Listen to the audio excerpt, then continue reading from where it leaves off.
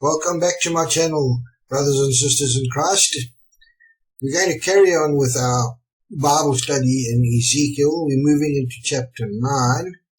But just before I go on to that, I just would like to ask you folks just to help with my channel and subscribe to it and share it with as many people as you can, because I've noticed that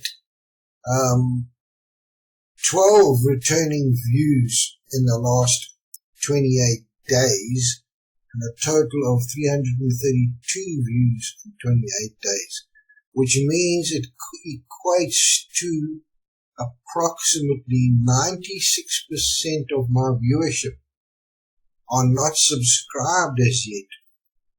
So if I could please ask you folks to subscribe and share my videos with as many people as you can. It just helps get the gospel of Christ out to a dying and broken world. And if you would like to place a comment, I'd love to hear from you.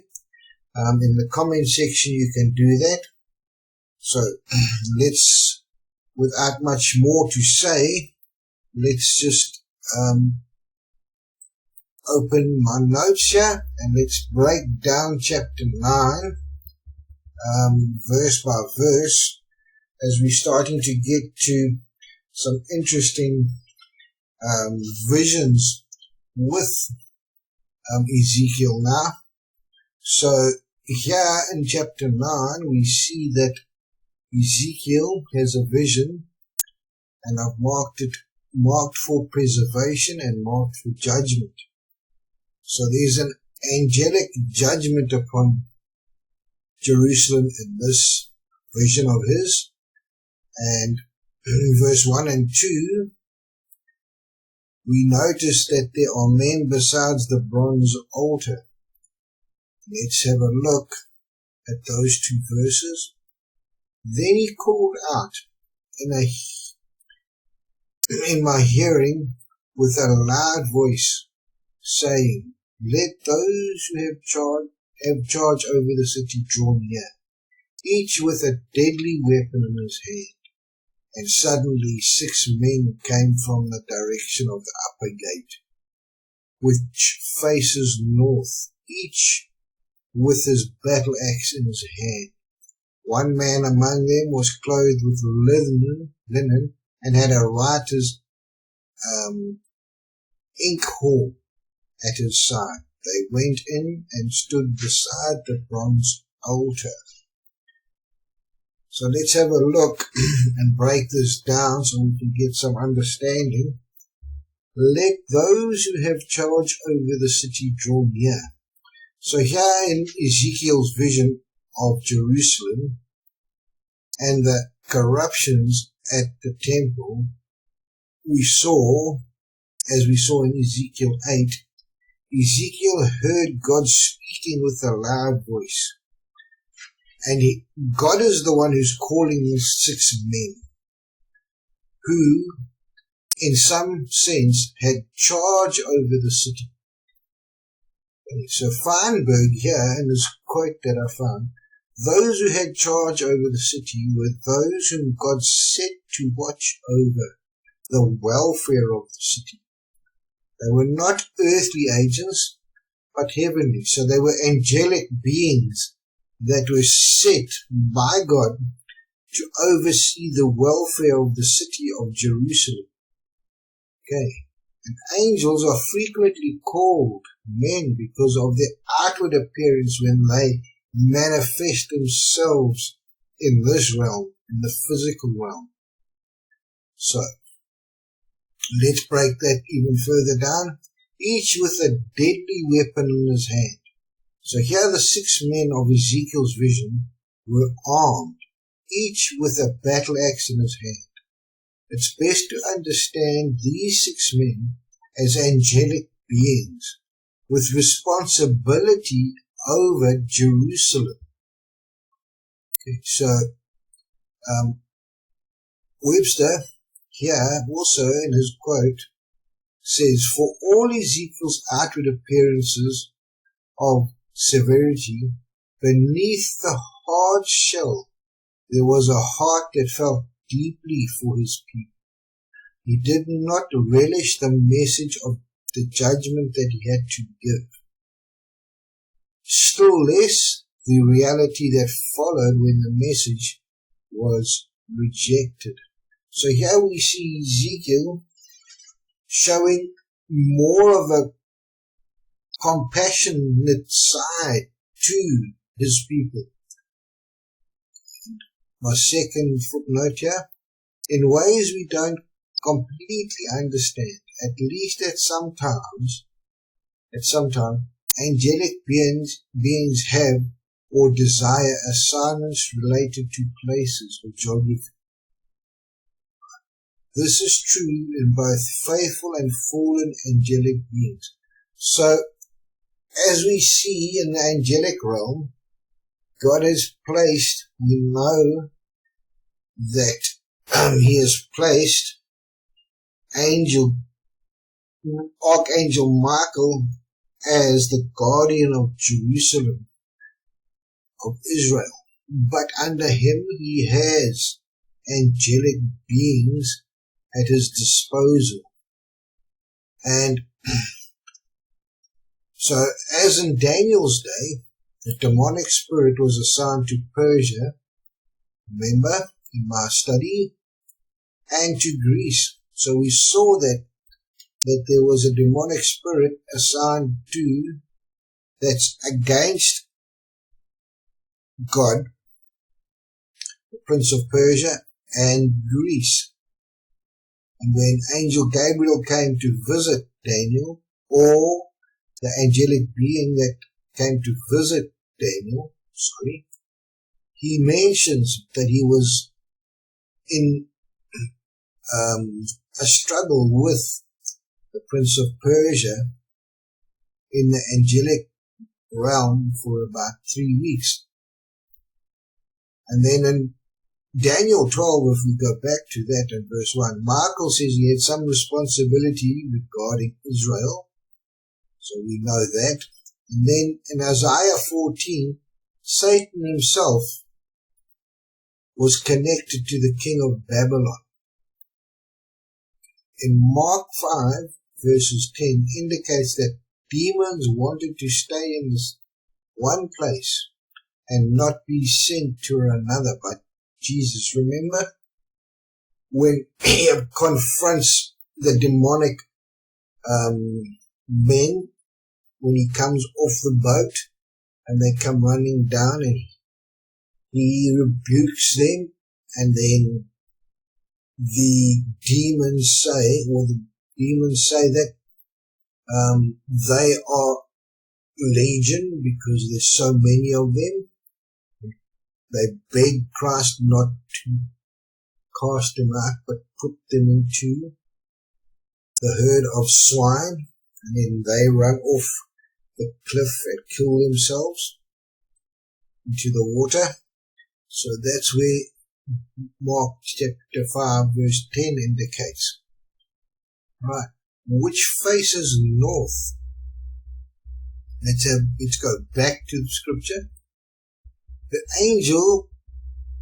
angelic executioners came from the way of the upper gate, which was built by Jotham in 2 Kings 15 verse 35. That's the account.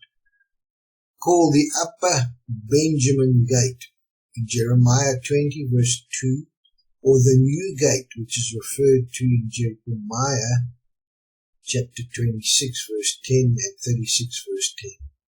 The gate was towards the north of the city, the direction from which the Babylonian invaders come,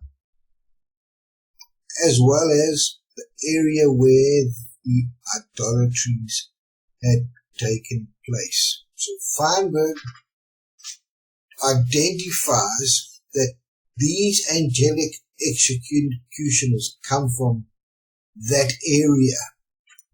They were guarding the upper gate because of these incidences of the idolatries and the invading Babylonian armies. Okay, so in the angelic realm, there is a battle going on there too, in those instances. One man among them was clothed with linen and had a written inkhorn at his side. So in addition to these 6 angelic men or angelic beings, there is another dressed differently and who also carries an inkhorn ready to write.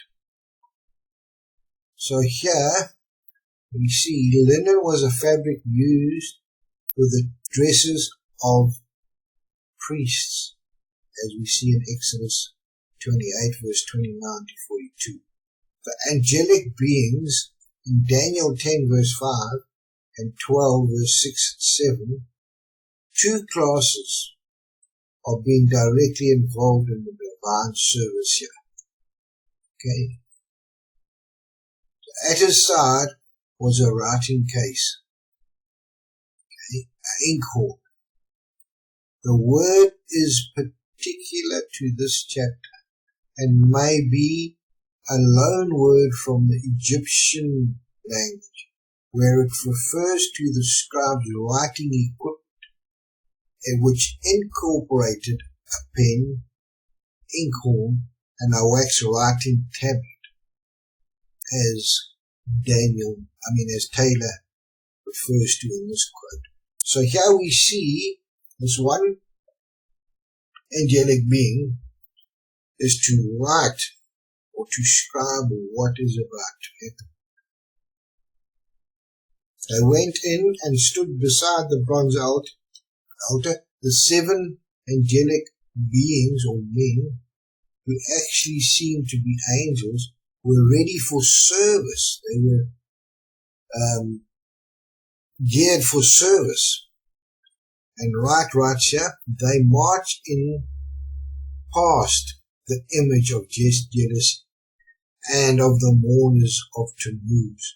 They take their stand near the sun worship, invisible to all except Ezekiel. So Ezekiel's having this vision, and he sees exactly what's going on in the physical realm in the temple. And he sees these 7 angelic beings walk past, first of all, right, the image of jealousy, then the mourners of Tammuz, and then also the priests of the sun worshippers. Remember, this has all happened and described in chapter 8. Okay. So now Ezekiel's seeing this in a vision, and the vision is obviously he's seeing it in the spiritual realm. The ladies of the temple who are mourning Tammuz and the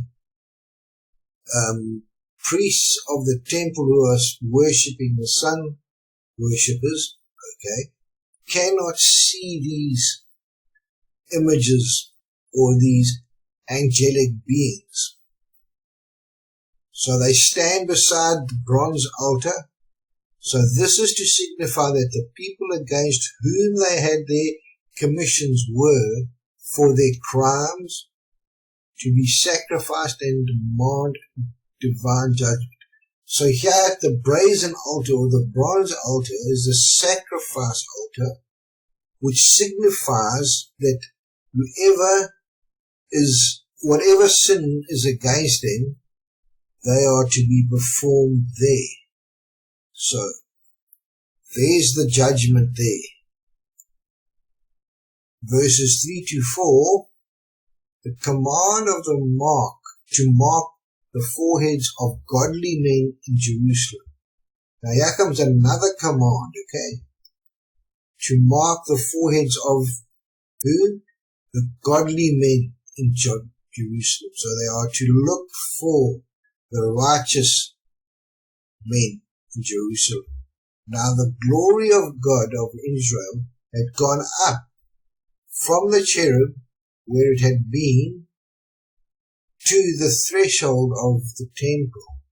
And he called to the men clothed in linen. So he calls out, God calls out to those 7 men who had the writer's inkhorn in his side.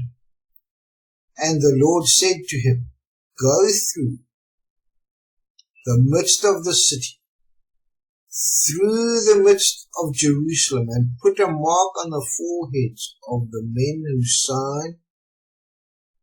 sigh and cry over the abominations that are done with it.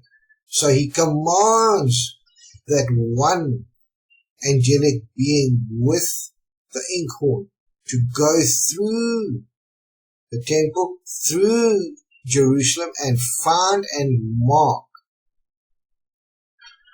Okay, all those men who sigh and are crying over the abominations that are done within Jerusalem and the temple. The glory of God of Israel has gone up from the cherub. The visible representation of God's glory rose up higher than where the cherubs sit or stood. Okay. So the Lord validity demonstrated his readiness to judge by withdrawing his holiness or his glory from his people. God's glory moved from the most high place to the entry of the temple to assign the tasks of judgment. So here we see, and we've got to remember that God's glory remained in the most holy of holies. Right? But in this instance, Ezekiel sees in the vision that God's glory moves from the Holy of Holies into the entry or the entrance of the temple, okay, where these 7 angelic beings are placed or are standing. And God's glory assigns them the task of judgment. Had gone up. The departure of the glory of the Lord of Israel is one of the basic disclosures in this prophetic book. So Ezekiel traces it very carefully in its different stages. And we can see in verses 3, in chapter 10, we'll have a look at 18 and to 19. And then again in chapter 43, we'll have a look at it, verse 2 and 5. Okay. From the cherub, for the first time in this and the following chapters, the living creatures that were the support of the Lord, who supported the Lord's throne in Ezekiel's inaugural vision in chapter 1, remember, receive the name that properly applies to them. It's a cherub in a singular and collective, and in the plural, cherubim. Okay.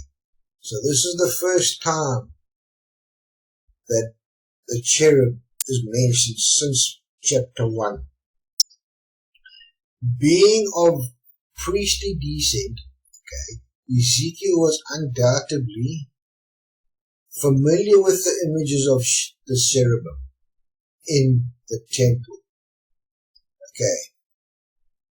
Apparently, this vision offered him an opportunity that was impossible in real life, to look into the inner sanctum of the divine palace, the Holy of Holies. So here Bloch, in this particular quotation, explains how, because Ezekiel was familiar with the images of the cherubim in the temple, okay, in his vision now,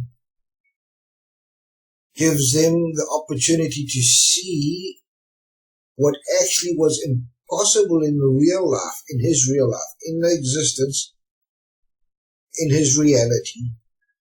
Okay, it was impossible to happen, but it was possible to happen in his vision because of the spiritual realm that he was exposed to. He could see, and he could see into the inner sanctum of the divine palace of the Holy of Holies, and he could see what was going on there in the spiritual sense.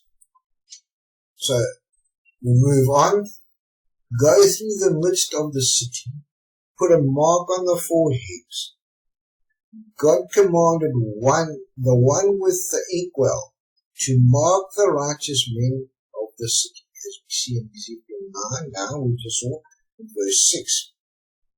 Okay, shows this was a protective identification to protect them against the incoming invasion, and also to protect them spiritually for the age to come.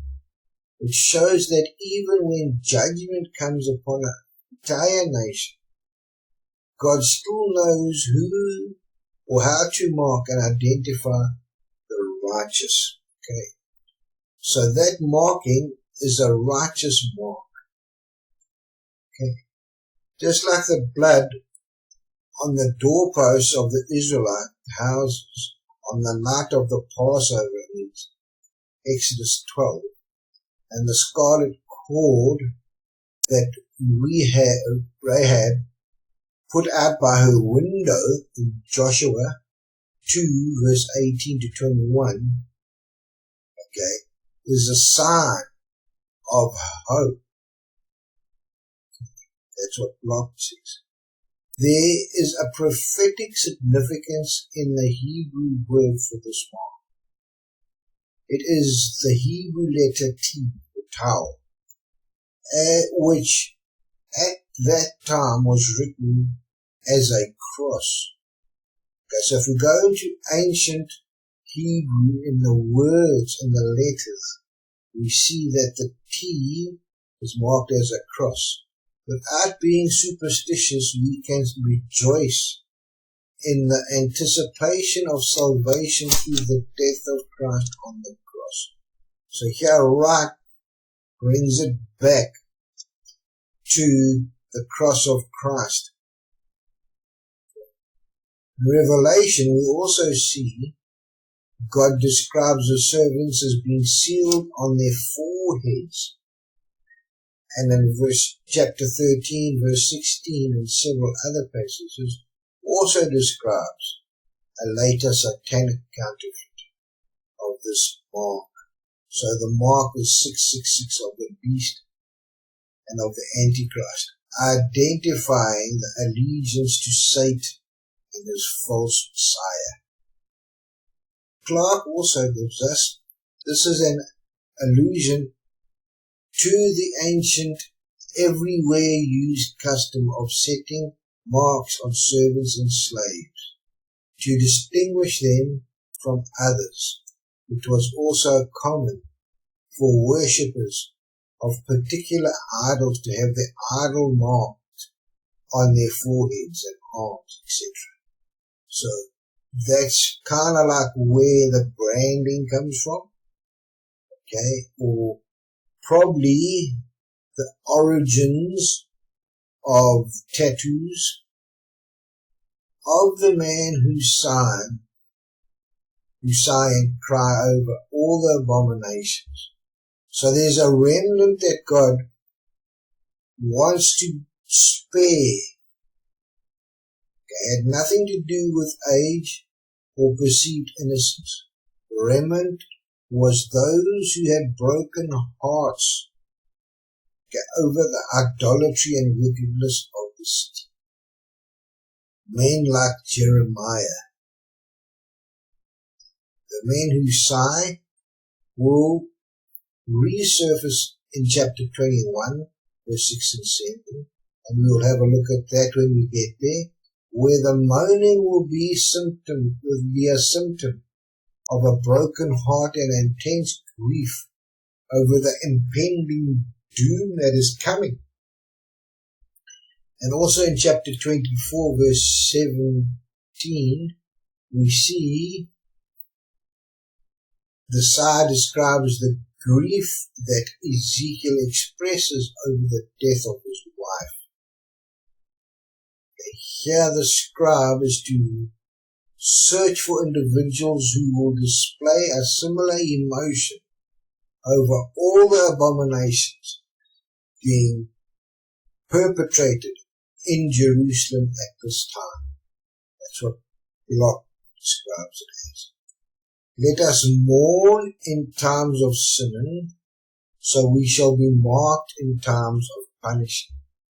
So here we see Trapp saying the same thing. Amid the scenes of judgment, whether in the church or in the world, there's always a remnant upon whom the mark,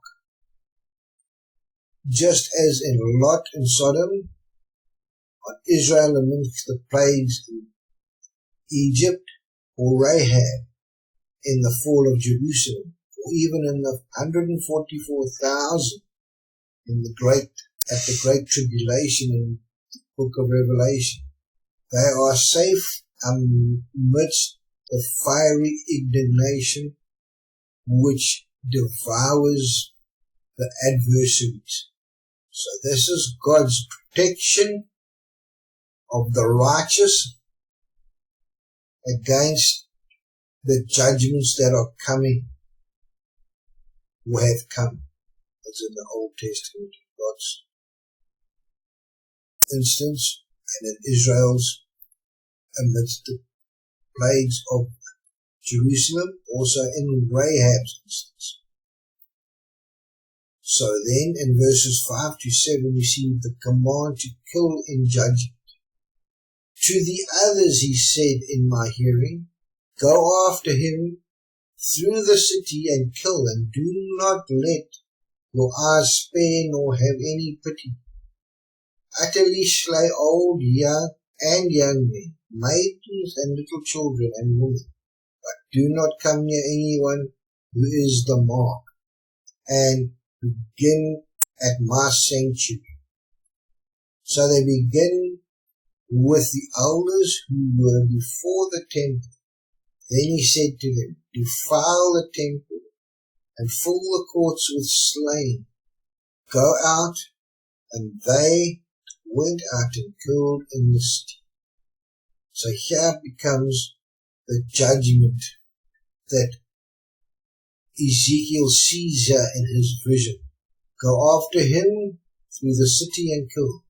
God commanded the other of the 6 men to use their weapons now for judgment against the city as a whole, sparing none except anyone who has the mark. So regard no state nor sex, neither the loveliness of the virgin, nor the prettiness of the infant, nor the calmness and gravity of a matron. Spare none. So this describes the fulfillment of this in 2 Chronicles 36 verses 17.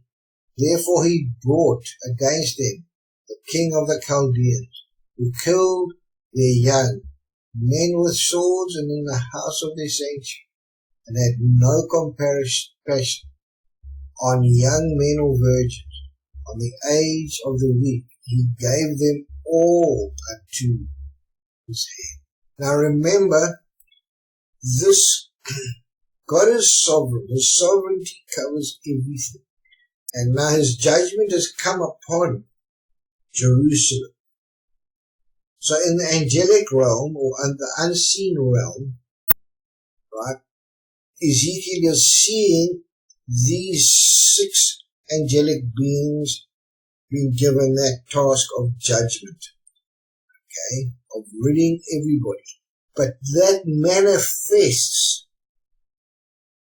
in the physical realm that we find ourselves into, people being moved against God's people as war leaders, okay, and kings that go against and destroy the Israelites in Jerusalem. And being at my sanctuary, God decrees that the judgment should begin at the house, and Peter later applied this principle to the people of God under the new covenant in 1 Peter 2:4, verse 17. Therefore these judging angels began with the elders who were before the temple. So we need to remember that judgment always begins in the house of the Lord. Okay, look at the church today. It's falling apart because God is judging His church. He's looking for the remnant church, and He will mark out that remnant church, and He will keep it for His glory and His glory alone.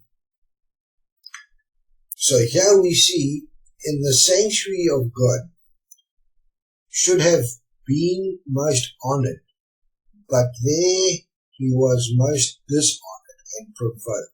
And there His holiness would most fully and certainly be vindicated. That's what Feinberg says. Defile the temple and fill the courts with the slain. So in Ezekiel chapter 6, we saw in the various verses, God promised that He would defile and desecrate the pagan altars on the high places because of Israel's idolatry. Here now we see His promise of the same desecration at His own house. So let's have a look at Ezekiel's reaction now. Verse 8 describes his grief. So it was that while they were killing them, I felt alone, and I fell on my face and cried out and said, O Lord, will you destroy all the remnant of Israel in pouring out your fury on Jerusalem? I fell on my face and cried out. Let's have a look and see what that tells us.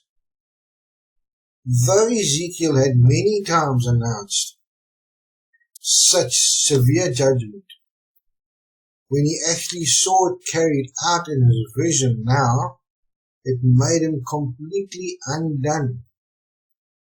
And Taylor puts this quote together and he says, for all Ezekiel's outward appearance of severity, beneath the hard shell there was a heart felt deeply for his people. He did not relish the message of judgment that he had to give, still less the reality that followed when the message was rejected. And then we go on, and will you destroy all the remnant of Israel? In desperation, Ezekiel calls out to the Lord. He says, Lord. Ezekiel begged God not to destroy the remnant as he poured out his fury on Jerusalem. So you can see his passion and his love for his fellow brethren in Israel. And then God gives him an explanation in verses 9 and 10. Then he said to him, the iniquity of the house of Israel and Judah is exceedingly great, and the land is full of bloodshed, and the city full of perversity. For they say, the Lord has forsaken the land, and the Lord does not see. And as for me, also my eyes will neither spare, nor will I have pity, but I will recompense their deeds on their own head. So here we see the iniquity of the house of Israel and Judah is exceedingly great.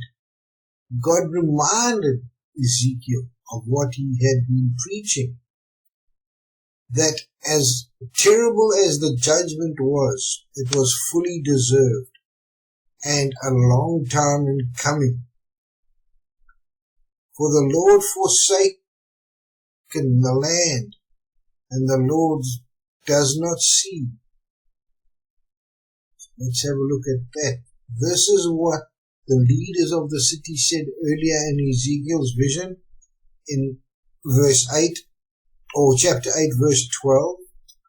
Because of their persistent offensive rejection of God, Yahweh vowed, my eyes will neither spare nor will I have pity. So here Block says, since the righteous are marked, the fate of the wicked is sealed now. Okay, so if we take that scenario, God has already commanded that the angelic being with the inkpot marked the righteous, which left the wicked unsealed, and therefore their fate has been sealed to the judgment that is to come. For them there is no hope nor escape. In verse 11, the report of the man with the ink horn.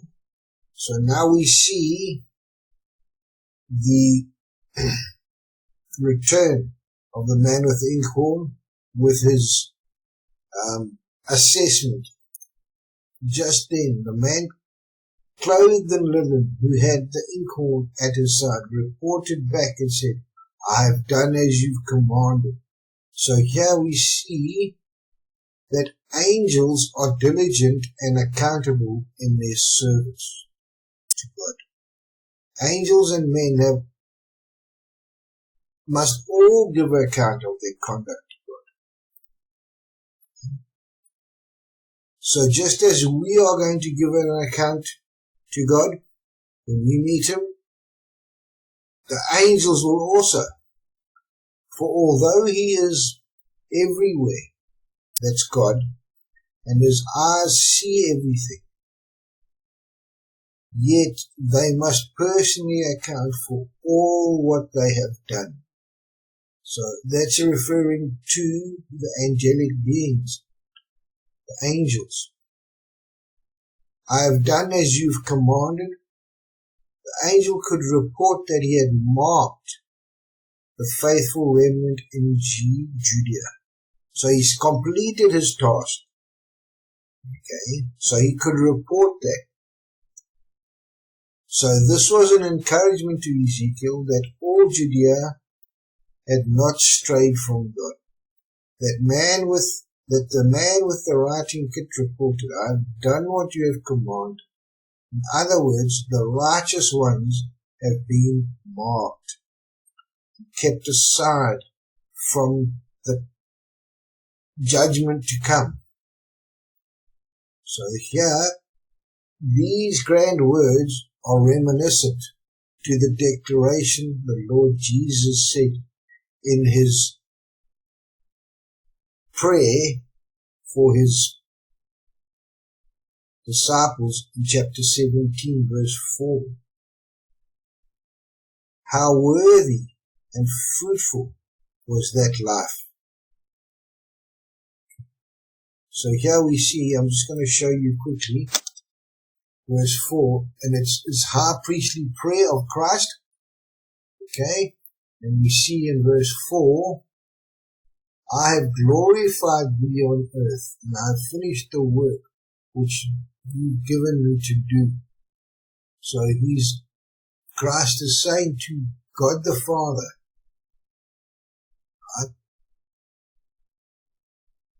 that He's finished His work. Okay.